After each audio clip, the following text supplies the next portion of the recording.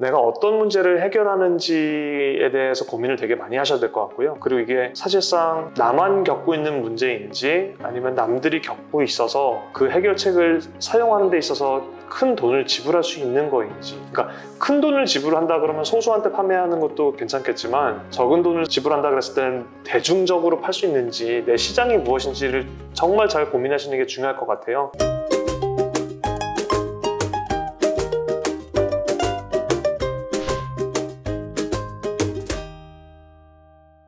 그러면 이제 키친보드 이야기로 아주 간단히 좀 이야기를 해볼까 하는데요. 네. 지금 키친보드가 어떻게 성장을 했고 앞으로 좀 이제 기대하고 있는 키친보드가 이렇게 될 것이다 라고 하는 게 있다면 간단하게 말씀 주실 수 있을까요? 키친보드 같은 경우는 저희가 시작하게 된 계기는 네네. 도도 포인트를 운영을 하면서 정말 많은 걸 배웠어요. 아까 네. 제가 초반에 말씀드린 것 같이 이거 왜 시작했냐 그랬을 때 네네. 그냥 제가 불편해서 시작한 거였거든요. 이거보다는 더 잘할 수 있겠다. 그리고 서비스를 이제 만들어 놓고 보니까 점주들이 자기 고객 관리를 정말 못하고 우리가 이걸 제대로 해줄 수 있다라고 이제 이 문제를 파기 시작한 건데 네네. 생각보다 이 시장의 규모가 작았다라는 것을 이제 나중에 알게 되었습니다.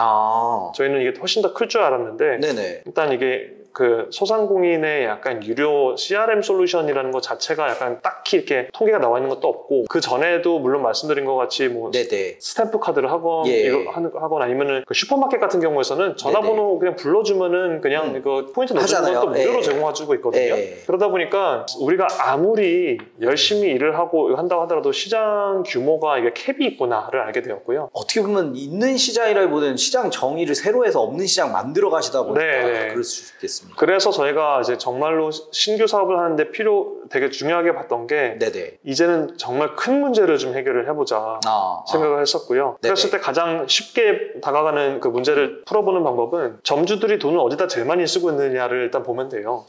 그러겠네요. 그래서 뻔합니다. 그 식당 점주는 식자재랑 인건비랑 그다음에 임대료 이렇게 세 군데가 제일 많이 쓰이고 있고, 운영 비용의 대충 한 40% 정도가 또 식자재로 빠지고 있거든요. 그리고 우리나라 그때 당시에 그 요식업 시장이 130조라는 걸 감안을 해보면 식자재 시장이 꽤나 큰 시장입니다. 근데 여기서 이제 있는 플레이어들을 봤었을 때 유통사들이 롱테일 시장의 형태를 많이 띠고 있어가지고, 특히 롱테일 시장에 있는 분들은 또 온라인 툴이라든지 약간 가장 최신 툴을 일단은 봤는데 또 없더라고요. 그렇죠. 없다 보니까 못 활용을 하시죠. 시장 다 파편화돼 있었는데. 그래서 점주분들이 보통 식자재를 주문하는 데 있어서는 그때 당시에는 우리가 물건을 사듯이 온라인에서 하시지 않고 사입유통사 같은 경우에는 뭐 카카오톡 통해서 매일 지난주에 주문했던 거 복붙해가지고 다시 붙여넣기 해서 수량을 받고 그렇게 주문을 하면 그럼 영업 담당자는 그걸 받아서 보통 이제 좀 규모가 되는 데다 그러면은 매장이 100개, 200개 이렇게 되거든요. 그럼 카톡이 그냥 단톡방이 100개, 200개 주문이 오는 겁니다. 그럼 여기서 이걸 또 취합을 해서 또 내부 ERP에 또 집어넣어서 발주를 시키는 형태인데 이 프로세스 자체가 그냥 충분히 우리가 쉽게 만들 수 있겠구나. 어떻게 보면은 이게 소통의 문제였어요. 그래서 소통의 툴이 카카오였고, 적어도 우리가 카카오 단톡방보다는 매일 시키는 식자재 주문과 결제와 이 프로세스를 더 잘할 수 있지 않을까 생각을 했었습니다. 그래서 이제 초반에는 주문에 대한 것과 이런 거를 이제 좀 우리가 만들어보자 결정을 하였고요. 근데 이걸 시장을 진입하는 데 있어서 그냥 아무것도 없는데 갑자기 주문 툴을 만들 수 없다 보니까 일단은 점주들한테 어떻게 우리가 필요한 정보를 얻을까 고민을 하게 되었고요. 그 방법 중에 하나는 식당 점주들의 식자재 명세표 정리를 우리가 무료로 해주겠다 얘기를 했었습니다. 그래서 컨셉은 그냥 항상 모아두고 계세요, 명세표는. 근데 이거 수북히 이게 쌓인 거를 집에 들어가서 엑셀로 이거 집어넣는 것도 일이거든요. 근데 점주분들 되게 힘드세요. 그러니까요. 시간이 걸리는 일이라서. 그래서 그냥 사진만 찍어서 우리한테 올려주시면 리멤버 비슷하게 우리가 디지털화해서 좋네요. 우리가 그냥 무료로 알려드리겠다. 그러면서 저희는 이제 내부 데이터가 보이는 거죠. 이 매장은 이런 목록의 물품의 약간 그 식자재를 이 벤더한테 어떤 가격에 사고 있다는 데이터를 이제 모으게 되었고요. 이 데이터를 월 한 100억, 150억 정도의 데이터를 이제 계속 저희가 꾸준하게 모으다 보니까 이제는 대략 알아요. 어떤 매장이 어떤 누구한테서 얼마큼 받고 있는지. 그 데이터를 활용해서 이제 지금 가지고 있는 주문과 이제는 식자재 실제 유통사도 소개가 필요하면 저희가 네. 직접 매칭해드리는 서비스도 지금 시작했습니다. 정말 의미가 있는 게 대표님께서는 늘 이제 좀 인상 깊은 게 남들은 막 이제 내가 해결하려고 하는 문제가 이렇게 크고 나는 이렇게 어마어마한 사회적 혁신을 비저너리하게 하겠어 라고 하시는 분들도 꽤 많은데 네네. 그게 아니라 나 이거 필요하고 이거 진짜 필요한 것 같은데 그리고 이거를 얻기 위해서 가용한 자원이 뭐지? 네. 이걸 해볼까? 그리고 이런 테스트를 해봤을 때 이게 반응이 좋을 것 같아. 그러면 가능한 범위 내에서 가능한 리소스 내에서 조금씩 이렇게 테스트해보고 이거 된다 싶으면 확 늘리고 네. 이게 정말 능하시네요. 되게 인상 깊습니다. 네. 개인적으로 약간 좀 정리를 하자면 네. 그런 것 같습니다. 네. 네. 그래서 신사업을 하시는 분들 그리고 가진 기반 위에서 뭔가를 하려고 하는 분들이 고민하시면 되게 좋은 포인트인 것 같습니다. 네네. 네. 그래서 아마 그 창업을 하신다고 했었을 때 네네. 저는 제가 적립하는 게 귀찮고 힘들어서 서비스를 만들었는데 다시 이 과정을 회고를 사업으로 해본다 그러면 또 다를 것 같아요. 그래요? 일단 처음으로 봤었을 때 이 문제를 해결했었을 때 네네. 처음부터 큰 시장에 임팩트를 끼칠 수 있느냐가 가장 우선적으로 봐야 될 것 같고요. 그렇다고 해서 무조건 큰 시장에서 그냥 억지로 문제 풀라고 하는 것도 아니겠지만 약간 그게 인위적인 느낌이다라는 거를 받는 분들도 어쩌다 왕 물론이죠. 있거든요. 네. 근데 그게 뭐 나쁜 방법은 아닌 것 같아요. 네. 하지만 좀 더 이렇게 진실이 담겨서 내가 진짜로 뭘 해보고 싶은데 그런데 시장이 너무 크고 좋은 것 같다 하면은 충분히 하는 게 좋지 않을까. 너무 그냥 내 불편함만 챙기면서 안 될 수도 있다. 또 역으로? 네, 역으로.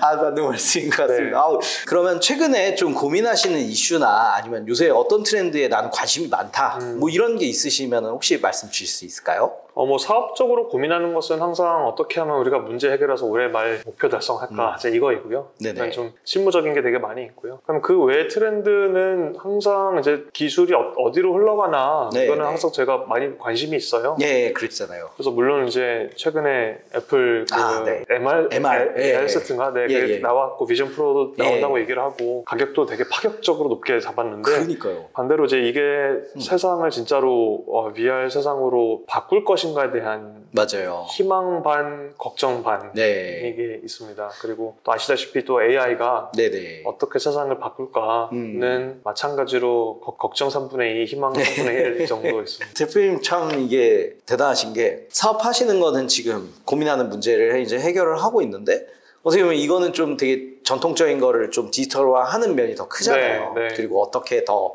데이터화하고 어떻게 더 이제 좀 사람들이 보다 더 이제 디바이스를 쓰면서 이용하기 편하게 바꾸는 건데 또 관심사는 또 되게 하이테크에도 있으시다 보니까 약간 가끔씩 그런 생각은 안 드세요? 이 기술을 접목하고 싶다. 아니면 나 원래 저거 해야 되는데 지금 이게 내가 하려는 더 큰 일을 좀 발목 잡나?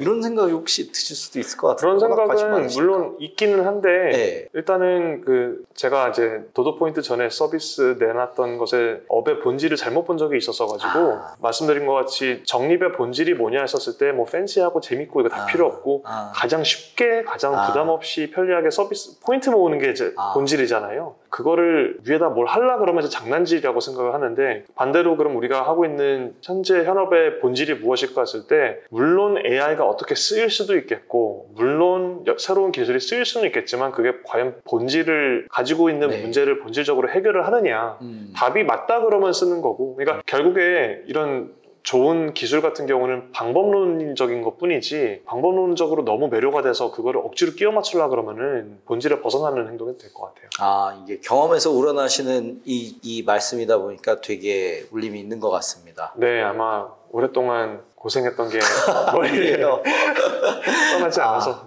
그래서 굉장히 원칙이 있으시네요. 그래서 업의 본질에 딱 부합하는 기술이면 쓰근다. 그게 아니면 이건 당장 고려할 대상이 아니다. 자, 대표님 그러면 오늘 정말로 여러 가지 창업 이후에 어떻게 창업을 했는지 그리고 창업해서 이제 운영을 이렇게 했고 그 다음에 그런 공동대표님 체제로 뭐 이렇게 하고 그 다음에 이제 매각도 이렇게 하고 새로운 서비스는 이렇게 런칭을 했다까지 얘기를 너무 잘 이것저것 많이 해주신 것 같습니다. 그럼 마지막으로 이제 저희 뭐 새로 창업을 하신 분이나 아니면 이제 창업을 하셨는데 나는 좀 지금 어떤 새로운 피봇을 해야 되겠어 라는 고민을 한다는 분들이라든지 뭐 다른 분들한테 이제 좋은 좀 이야기해 주실 만한 거 있으시면 편하게 좀 말씀해 주시면 아무래도 좋겠습니다. 최근에 이거 가지고 고민을 많이 하는 건데 네네. 내가 어떤 문제를 해결하는지에 대해서 고민을 되게 많이 하셔야 될 것 같고요. 그리고 이게 사실상 나만 겪고 있는 문제인지 아니면 남들이 겪고 있어서 그 해결책을 사용하는 데 있어서 큰 돈을 지불할 수 있는 거인지, 그러니까 큰 돈을 지불한다 그러면 소수한테 판매하는 것도 괜찮겠지만 적은 돈을 지불한다 그랬을 때는 대중적으로 팔 수 있는지 내 시장이 무엇인지를 정말 잘 고민하시는 게 중요할 것 같아요. 그래서 흔히 요즘 스타트업에서 얘기하는 표현으로는 이제 PMF라고 얘기를 하는데, 실제로 내가 PMF를 찾는 데 있어서 여러 가지 가설을 쉽게 검증하고 이걸 그 다음에 넘어갈 수 있는지를 많이 설계를 잘 하셔야 될 것 같습니다. 그게 없다 그러면 항상 머릿속에서는 내가 그린 시나리오대로 간다고 생각하겠지만 중간에 그냥 확 무너질 수 있는 경우가 많이 있어서 내가 무슨 문제를 풀고 싶은지, 그게 돈이 되는지, 다른 사람한테 공감을 받는 정도의 힘든 문제인지, 그거를 고민하셨으면 좋을 것 같습니다. 사업을 꾸준히 하면서 도 끊임없이 내가 업의 본질에 부합하는지, 아니면 그 지금 원래 생각했던 대로 맞게 가고 있는지에 대해서 고민을 더 하면서 잘 스스로 성찰을 강조하시는 좋은 코멘트였던 것 같습니다. 네. 그러면 이상으로 전석철의 유니콘을 시청해 주셔서 감사합니다. 대표님 감사합니다. 감사합니다. 네.